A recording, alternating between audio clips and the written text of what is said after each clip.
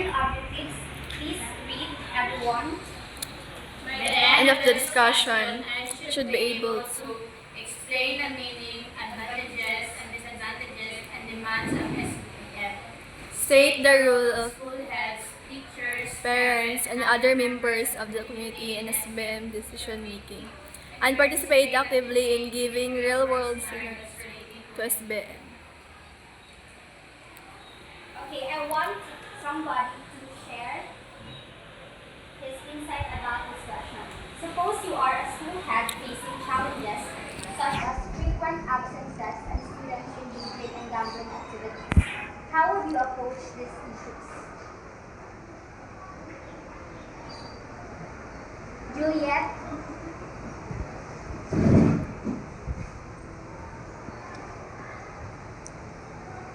Ang student na nasa. Yes. Matawag. Ipatawag nila ang parents, sila teachers, and then i-resolve na sila by meeting bitaw in a formal way. Okay, thank you. That's an insightful answer. And this is in accordance with our topic for today, which is the SBM. The Local Governance Code of 1991, or RA 7160, provided for a more responsive local government structure through a system of decentralization where local governments are given more power, authority, responsibilities, and resources. Likewise, with the introduction of school-based management in Philippine schools, schools are given more power to direct their affairs with the learning and development of learners as ultimate goal.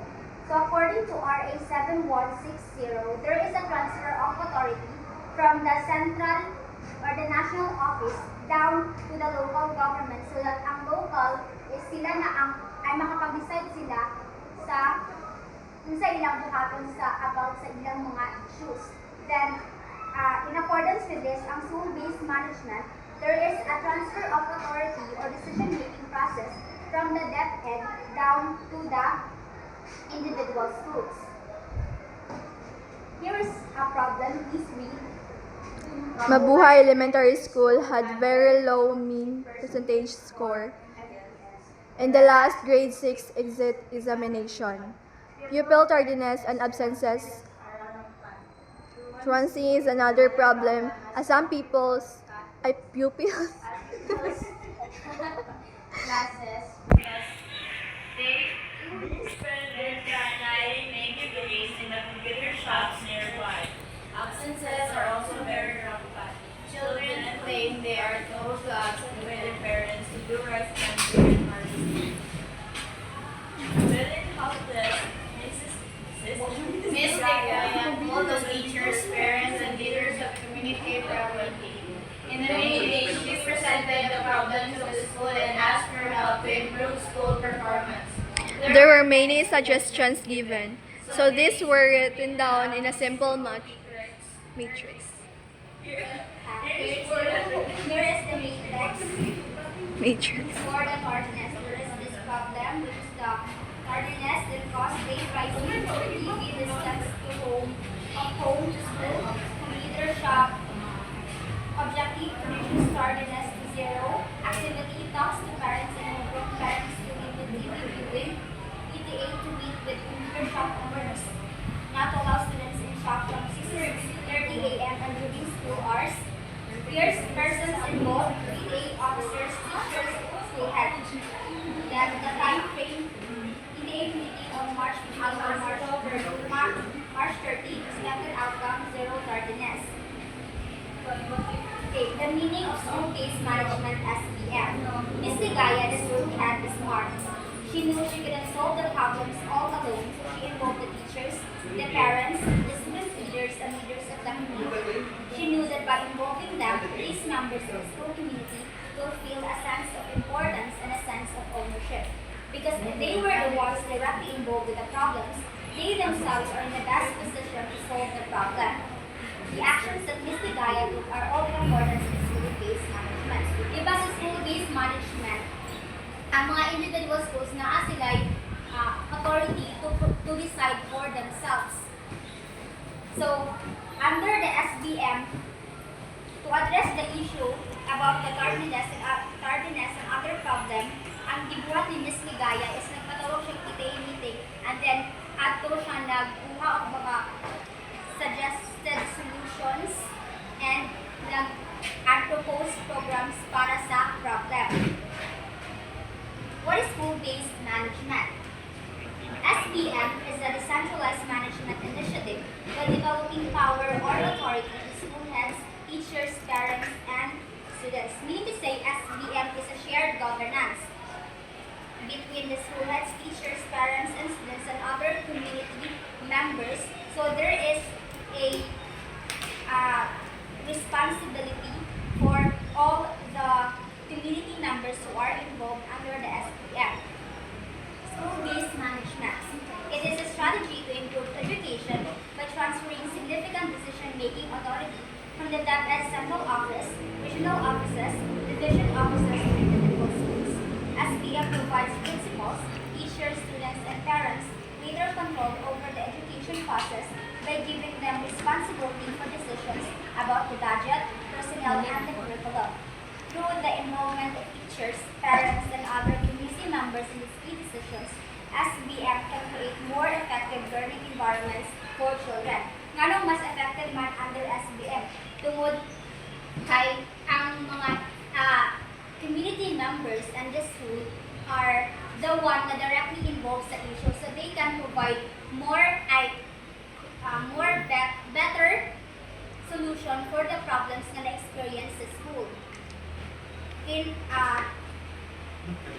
comparison sa if DepEd ang mag-design, mas lengthy ang process and basin hindi kayo ma-address the problem kay kanang kung dito kung mag-address sila problem is mas kanang bitang in general na SBM and the principle of subsidiarity. SBM is in keeping with the principle of subsidiarity, which states that it is the people at the lowest level who know best their problems and so are in the best position to address the same. This tenet holds that nothing should be done by a larger and more complex organization, which can be done as well by a smaller and simpler organization. In other words, any activity which can be performed by a more decentralized entity should be done by that more decentralized entity. Those in the higher echelon are far removed from the scene and are therefore not as involved and as informed as those below. So SBM is in accordance with the principle of subsidiarity. According to the principle of subsidiarity, those decision making should be held at the lowest level as possible. Tungod kay katong mga lowest level, sila ang mas closest sa problem. So sila ang mas nakaibaw kung saan pag-address ang katong problem. Okay, advantages of SBM. Allow competent individuals in the schools to make decisions that will improve learning. So it allows competent individuals like the teachers, the school head, to decide something for their school or something for their students that will improve the development of the students or children. Give the entire school community a voice in key decisions. Since, of course, under SBM na ay authority ang school and the community to decide kung sa'y buhaton sa usa ka issue sa ilahang school, then there is a voice for everyone when it comes to decision making. Focus accountability for decisions. Since everyone are involved, so everyone should also be held accountable. Leave the greater creativity in the design of programs. A teacher and school head are, yes, creative, but if daghan nga mind, daghan nga person, mas greater ang creativity tungod kay mas magtapok ang mga ideas and mas daghan ang pag-work ato nga ideas.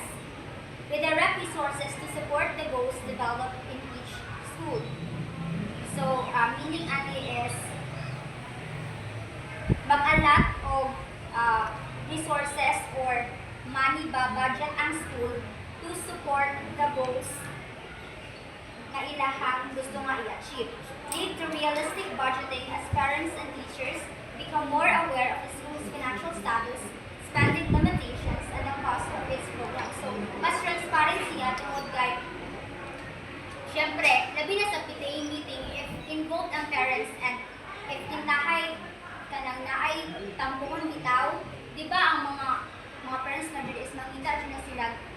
kanang proof kung unsay nabuhat atong nga kwarta, so mas transparency atong kay mas madung sa practical nga thing ang kwarta and nay mabuhat din.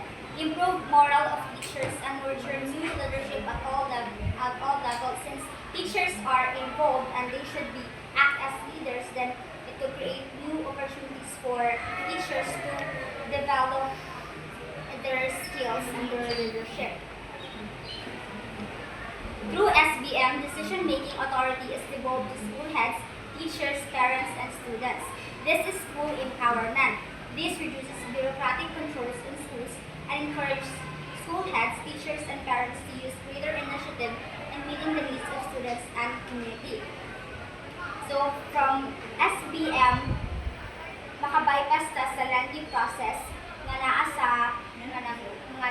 when it comes to like if ipagi pa bitaw sa DepEd, diba kay mas siya, mas time consuming as compared to SBM kay ang schools na ang mag-decide kung saan nila pag-address sa ilahang issue. This results in a sense of community school ownership which makes the school realize its vision and mission. Involving stakeholders, parents, teachers, students, and other members of the community is also helpful in the mobilization of local resources to complement public resources. Concrete proof of this is the number of classrooms built as a result of the strong partnership between schools and communities and successful school community programs. So there is this school community partnership under SBM, and the most epitome is the classrooms built as a result of the strong partnership between schools and communities. Through SBM, problems and needs at the school level get solved faster and specific personalities and cultures are taken into consideration. These personalities and cultures are usually ignored in multi-layered and hierarchical organization like DepEd. In a hierarchical organization, straight-jacket rules, procedures, and allocation norms are given and applied to all. So, meaning generalize if ang DepEd na ang hatag of schools, whereas if individual schools, then mas matagan o pagtagan ang mga specific issues. It takes time to solve problems if schools have to wait for answers from above. As a result, teachers, parents, and students are frustrated due to delays.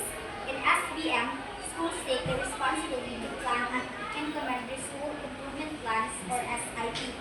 Katong ipangita ng mga matrix mo to'y kada example sa SIP, nag-involve ay apil na ato ang programs, isang mga involved, isa ang objectives, the time frame, and such.